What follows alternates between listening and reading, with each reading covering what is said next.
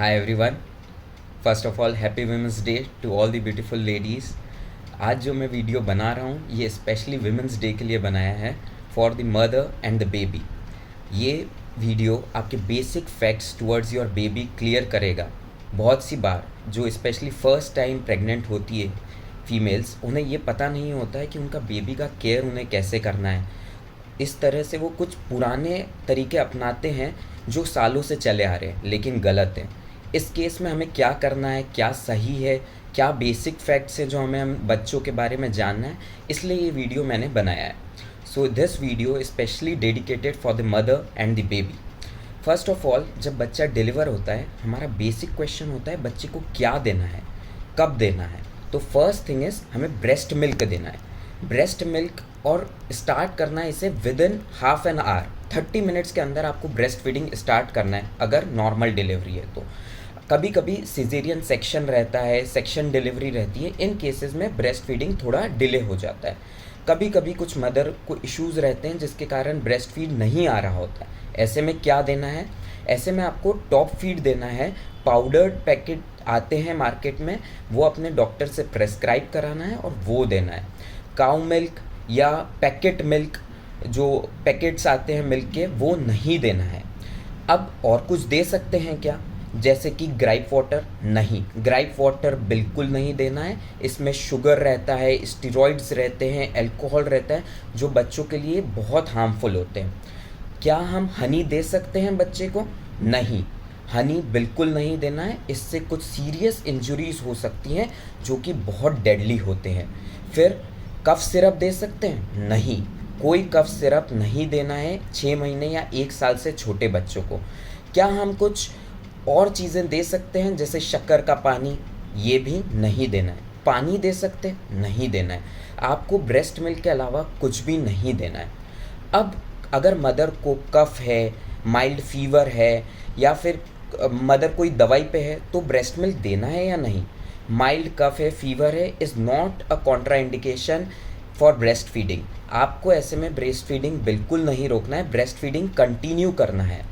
अगर कफ है तो आप मास्क लगा के ब्रेस्ट फीडिंग दे सकते हैं। क्या एंटीबायोटिक ले रही है अगर मदर, तो ब्रेस्ट फीडिंग कर सकती है? यूजुअली ज़्यादातर एंटीबायोटिक ब्रेस्ट मिल्क के थ्रू पास नहीं होते हैं, तो ब्रेस्ट फीडिंग आप कंटिन्यू कर सकते हैं। हाँ, लेकिन अगर कुछ सीरियस मेडिसिन्स चल रही हैं, कुछ क्रॉनिक मेडिसिन्स चल रही हैं, तो आप अपने डॉक्टर का एडवाइस ले सकते हैं। सेकेंड डाउट जो हमें आता है बच्चों से रिलेटेड, वो यूरिन एंड स्टूल से रिलेटेड है। बच्चे सूसू और पॉटी कब करते हैं? तो यूजुअली बच्चे यूरिन या सूसू 24 आवर्स के अंदर पास कर देते हैं आफ्टर बर्थ। जन्म के 24 घंटे के अंदर वो यूरिन पास कर देते हैं, और इसके बाद डेली 3 से 4 बार यूरिन करते हैं। स्टूल या पॉटी वो यूजुअली 48 आवर्स के अंदर, जन्म के बाद 48 घंटे के अंदर पास कर देते हैं, और इसके बाद एक दिन में 8 से 10 बार, या फिर किन किन बच्चों में 3 से 4 दिन में एक बार पॉटी होना नॉर्मल है। ऐसे में आपको घबराना नहीं है। अब डाउट आता है हमें बच्चों को नहलाने से रिलेटेड। तो बच्चों को नहलाने में आप एकदम जल्दी ना करें, कम से कम 24 घंटे का समय दें जन्म के बाद, क्योंकि इस समय वो बच्चा अपने एक्स्ट्रा यूट्राइन या अपने बाहर की दुनिया से रूबरू हो रहा है, वो अपने बाहर को इन्वायरमेंट को अडेप्ट कर रहा है। इस टाइम के लिए आप थोड़ा रुके नहलाने से बच्चे को। और इसके अलावा हमें डाउट आता है कि बच्चों को कुछ मेडिकल ड्रॉप्स या मेडिकल सिरप देना है क्या? तो विटामिन डी और आयरन के ड्रॉप्स आप दे सकते हैं अपने बच्चे को। इसके अलावा हमें ये डाउट आता है जो बच्चे की अम्बिलिकल कॉर्ड या नाल होती है, उस पर कुछ क्रीम, कोई लोशन, कुछ लगाना है? नहीं, आपको ड्राई कॉर्ड केयर करना है। मतलब बच्चे को आप जब नहलाते हैं तो साबुन से और पानी से, माइल्ड साबुन से आप उसको साफ़ कर सकते हैं, एंड देन कपड़े से क्लीन कर दें। इसके अलावा उस पर एंटीसेप्टिक कुछ लोशन लगाने की ज़रूरत नहीं है। अगर वहाँ से कुछ डिस्चार्ज आ रहा है तो ज़रूर आपको अपने डॉक्टर को दिखाना है। इसके बाद आता है कि बच्चे कभी कभी हमारे पीले लगने लगते हैं। अगर 24 घंटे के अंदर आपका बच्चा पीला दिख रहा है तो ये ज़रूर कंसर्न की बात है, लेकिन यूजुअली बच्चे तीसरे या चौथे दिन पर थोड़े पीले नज़र आते हैं, ये नॉर्मल है। इसमें हमें घबराना नहीं है, ब्रेस्ट फीडिंग स्टॉप नहीं करनी है, उसे आपको कंटिन्यू रखना है। ब्रेस्ट फीडिंग कंटिन्यू करेंगे तो ये पीलिया अपने आप चले जाएगा। लेकिन हाँ, अगर बहुत ज़्यादा पीलापन दिख रहा है तो ज़रूर अपने डॉक्टर को दिखाएं। इसके बाद आता है कि आँखों में हमें कुछ काजल लगाना है क्या बच्चों के? बिल्कुल नहीं। काजल बहुत हार्मफुल होता है, बच्चों की आइज़ को बहुत अफेक्ट करता है एंड समटाइम्स उसमें कुछ ऐसे पदार्थ होते हैं जो बहुत हार्मफुल हैं दूसरे ऑर्गन्स के लिए भी। इसलिए काजल का एप्लीकेशन बिल्कुल नहीं करना है। कई बार कुछ पुरानी प्रथाओं में बच्चों के एंटीरियर फॉन्टनिंग, यहाँ पर जो एक डिप्रेशन रहता है बच्चों में, वहाँ पे कुछ हल्दी या कुछ लगाते हैं। इस तरह की चीज़ें अप्लाई नहीं करनी है, ये बहुत हार्मफुल हो सकती है।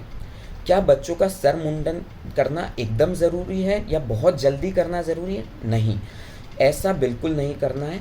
यहाँ पर जो डिप्रेशन है उसमें अगर चोट लग गई तो बहुत सीरियस इंजरी हो सकती है। इसके अलावा भी बच्चों की स्किन बहुत सेंसिटिव होती है जो आपके बाल काटने से इंजरी करवा सकती है।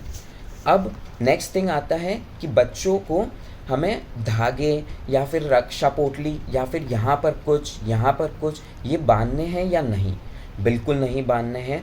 इस तरह की पुरानी प्रथाओं से दिक्कत ये है कि कई बार बच्चे इन्हें अपने मुंह में ले लेते हैं और चोकिंग हो सकती है, धागों के कारण गले पे टाइटनिंग हो सकती है। तो कुछ लोग अंगूठी पहनाते हैं बच्चे को, वो बिल्कुल नहीं करना है, उससे बच्चों की ग्रोथ रुक सकती है। इस तरह की चीज़ें बहुत हार्मफुल है, उन्हें ना करें। अगर कभी बच्चा रो रहा है तो हमें क्या करना है?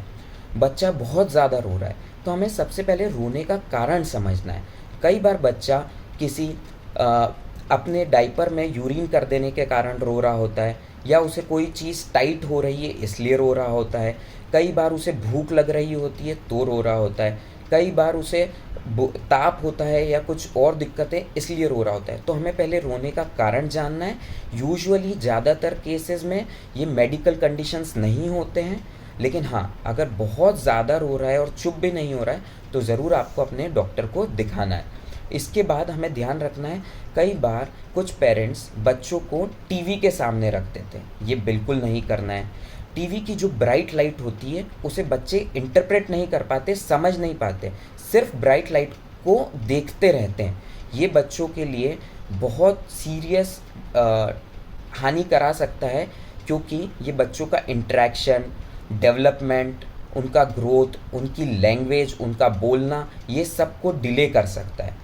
बच्चों को हमेशा खेलने देने का, बर्तन पटक के खेलने देने का, चीज़ें फेंकने देने का, क्योंकि इन सब से बच्चे ग्रो करते हैं। जब बच्चे बर्तन पटकते हैं तो माँ और बच्चा दोनों एक दूसरों की तरफ देखते हैं और इससे उनके बीच में एक इंट्रैक्शन डेवलप होता है, बच्चों को एक्सप्रेशन समझ आने लगते हैं, माँ और बच्चे का बॉन्ड बढ़ने लगता है। ये सब बातें हमें ध्यान रखनी है।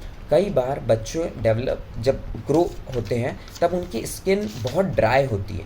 यूजुअली ये 38 वीक 40 वीक पर बर्थ हुए बच्चों में होता है, इससे घबराना नहीं है। और भी कई स्किन कंडीशंस रहती हैं, जैसे छोटे छोटे दाने चेहरे पर या फिर वाइट स्पॉट्स, ये यूजुअली 1 महीने के अंदर या कभी कभी 1 हफ्ते के अंदर ही चले जाते हैं, इनसे हमें घबराना नहीं है। और भी बहुत सारे बेसिक फैक्ट्स हैं जो आपको डाउट होंगे, जो आपको पूछना होंगे, या करें या ना करें। अगर ऐसा कुछ है तो प्लीज़ आप मुझसे कमेंट सेक्शन में पूछ सकते हैं। अगर आपको ये वीडियो अच्छा लगा है तो please like, share and subscribe. Thank you. Happy women's day. Bye bye.